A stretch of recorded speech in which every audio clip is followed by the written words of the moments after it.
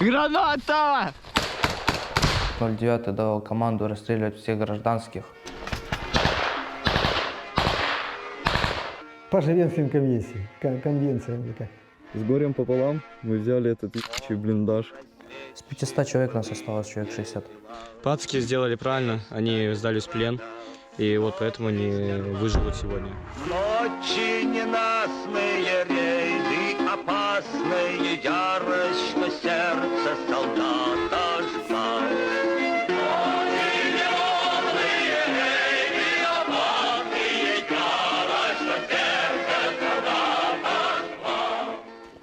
Щиро дякую, пане. Не дрогнет в груди. Слава тому, кто идет впереди. Страха не знающий смерть, побеждающий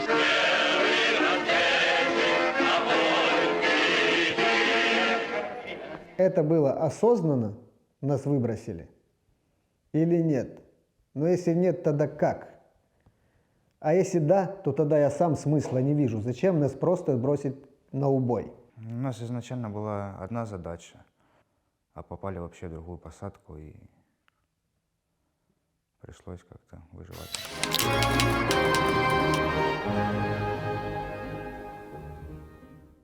Дали вот нам задачу разведвзводу завести людей и рассадить на точке.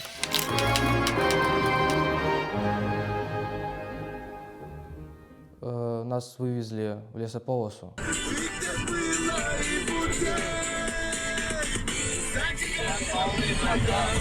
Шесть разведчиков и 6 стрелков. Вот вас кинут в лесополосу, вы там поставите мины, ребят оставляете, чтобы закрепились, сами уходите.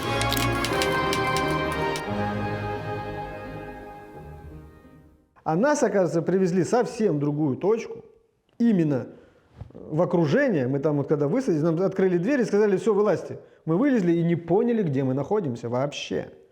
Бэхи сразу уехали, и мы остались, как вот эти вот, я не знаю, с голой жопой, скажем так. Это было Нью-Йорк, лесополоса где-то. Поняли, что нас выбросили к вам в тыл.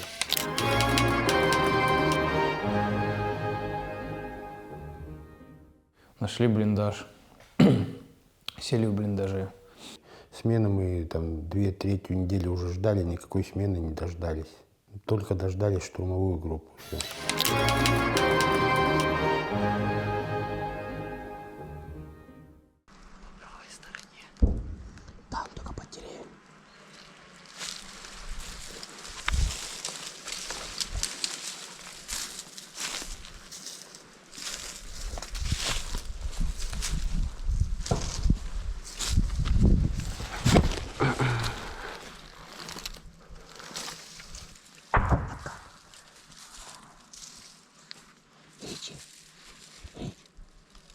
Займи позицию где-то там, чтобы видеть блиндаж. Это тот ебучий блиндаж. Ребята, наверное, сразу нахрапом не рискнули нас брать. Все-таки немножко быка было с собой. И вот ребята, когда подошли первый раз, я как-то сообразил, начал на слух простреливать. Прострелы на 12, прострелы на 12. Контролировать ебучий блиндаж. Скорее всего, прострелы были от него.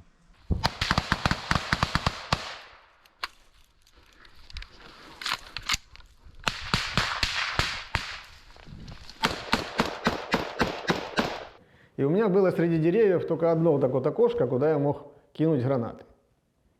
4 гранаты я и кинул так в одном направлении, потому что кидать больше некуда, потому что отскочит и нас опять засыпет. И перебежал на другую сторону, где нас было засыпано мешками, и еще прострельнул с той стороны. Граната! По нам оттуда ебашат откуда-то. В руку у медоеда, в руку.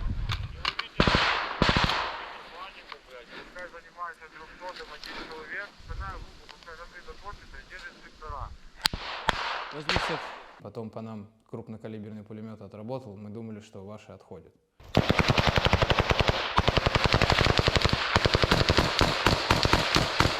Моего командира 200 убило, там пуля попала, получается, в почки, внутреннее кровотечение, умер.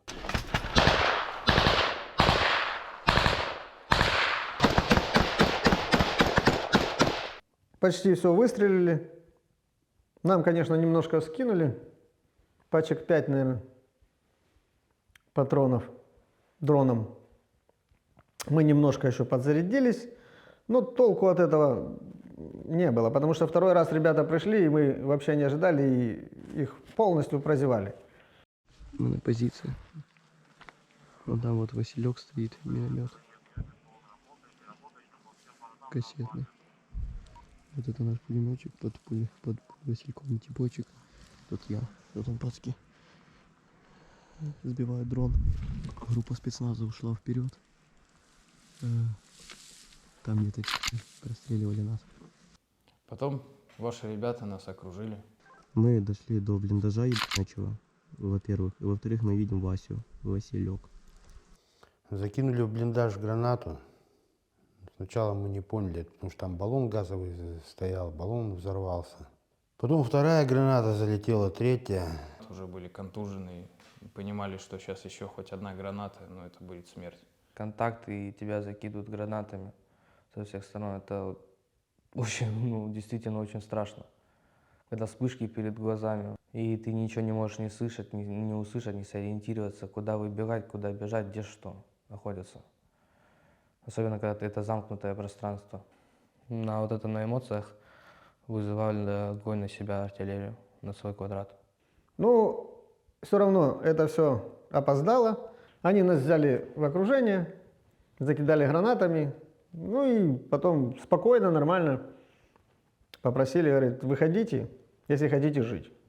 Выходите, не выходите. Мы боялись, что нас расстреляют. И тут же потом в блиндаже появился проблеск фонарика, и уже передо мной так вышел автомат. Ребят, которые нас брали в плен. Вот что ты говоришь. С горем пополам мы взяли этот ебучий блиндаж. Но пацаны одумались и вышли сами к нам. 2 дня ебаных я настраивался на эту движуху. Я хочу жить, я говорю, лучше я, посижу, я говорю, пока я дождусь обмена, чем буду 200-м валяться неизвестно сколько, пока меня вытащат. Вот это одессит, вот это вот с России, зэк. Дали поесть, попить, покурить. И тут тогда только начали обстрелы идти с нашей стороны. Пацки сделали правильно, они сдались в плен, и вот поэтому они выживут сегодня. И главное, чтобы их, сука, долбы не захуячили их. Я даже знал, что она не попадет ни разу. Потому что это наша минометка, там 2 коллеги, которые навестись не могут нормально. Потом ночью вывезли на машине.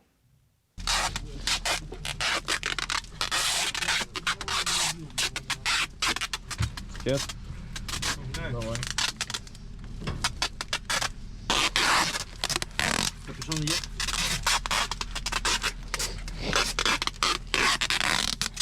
Что слышал об Азоре до того, как попал в плен? Что матерые ребята, что жестко обращаются с пленными, такое слышал. Это ложь. Воду дают, есть дают, спальное место дают, все, курить дают. И постирали, и покупались мы. И нет такого избиений и тому подобное. Адекватно относятся. Все, как сказали ребята, все так и было. И я тоже понимаю, я сам военный, служил сколько. Да, злость есть у ребят, конечно, сильная. Еще такой случай там произошел, что какие-то с российской стороны ребята вообще в наглую расстреляли ребят, которые сдавались. Вообще злобу у ребят, я понимал это. Но они даже, несмотря на это, что вот у них так произошло, с нами вообще ничего не сделали, ничего. Да, конечно, там пару словечек, ну, а конечно, кто мы для них? Как их? Фух, забыл это слово. Оккупант. Оккупант, вот. Правильно, правильно. Я тоже так считаю. как говорится, по Женевским конвенциям или как? Ну, никто не бьет, кормят. Все, как это, Женевской конвенции, все условия соблюдаются. А тебе конкретно в вашей группе давали указания не брать пленных? Конкретно нам нет. Ну, вообще по радейкам так было слыхать, что там гражданские, военные переодетые в гражданских, там, ну, такое вот, что, да, как бы. Были команды по рации такие, как там Вэшком, допустим, ну, эти зэки. 09 давал команду расстреливать всех гражданских. Это была еще группа В, существовала у нас. Она может обнулять нас свободно. Мы вот отказались от приказа, нас обнулили. Ну а вот у хановцев союзники, то есть у них приказ хренячить всех подряд. Если гражданский вот мужского пола в гражданке, то это у них постоянно укроп, все, гасите укроп.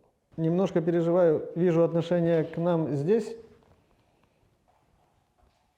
Я же говорил, я понимаю неприязнь к нам, ребят, но, опять же, отношение вполне хорошее. И вот я сейчас не представляю, если все-таки получится обмен, поеду домой, что будет там со мной. А как отношение командования, помню? Ну, ко мне, как к местному, было такое предвзятое. Ну, скажу, что, как он говорил, местный укроп.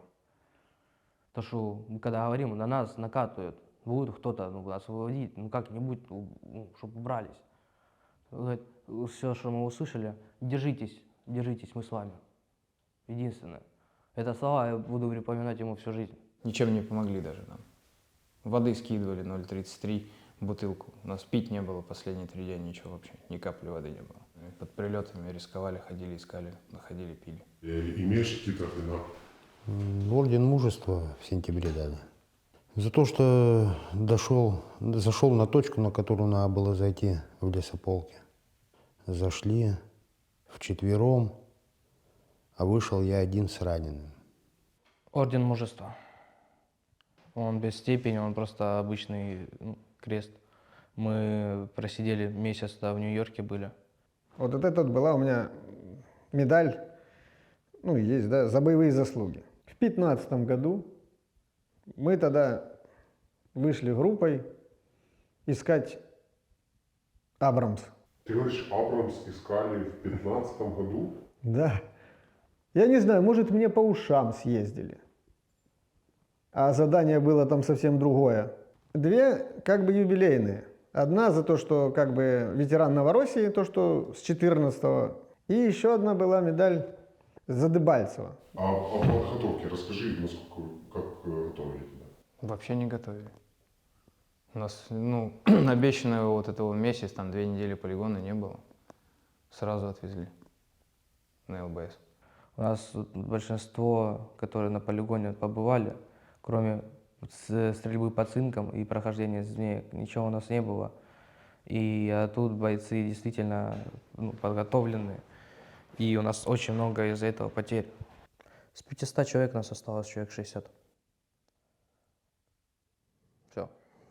Это уже можно понять, что действительно большие проблемы. Потому что людей гонят вперед, и люди погибают от минометов, от дронов, которые сверху скидывают гранаты. Кто сваливал, умудрялся сваливать. Вот и мы попытались первый раз уйти, не получилось. Нас просто со всех сторон начали крыть. Команда 09 была, просто вот так слова вот эти вот. Хаммер, наводись на точку маршала кота. После чего я сказал, 09, зачем так делаете, я на связи. А ты не отвечаешь, ты не хочешь выполнять задачу. Я говорю, потому что мы не можем. Мы тоже люди, мы тоже устаем. Есть родственники в Украине? У меня есть двоюродная сестра, но я давно ее не видел, давно не общаюсь, где-то здесь. И из-за этой войны поругались, и она сказала, не звоните мне, и все. Потому что Россия напала, вот у нее эта причина, что вы как бы там все согласны с правителями, со всем этим. Так можно же выступить против войны. У нас надо, чтобы выступить против, это, допустим, выйти, как там с демонстрацией, с чем-то. Это надо сходить в администрацию, взять разрешение. То есть, ну, а кто тебе разрешение даст?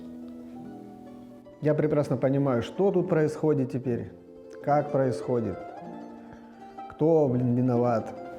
Хочешь, чтобы тебя обменяли? Да, конечно. Я хочу к детям. Я хочу попасть домой к семье. Вот это думаю постоянно о ней. И прошу Господи, чтобы помог мне с этим обменом. Конечно, хочу домой, к родным, близким. Ну, у каждого своя голова. Хочет, пусть идет, хочет, пусть не идет. Но когда сюда придет, я думаю, пожалеет.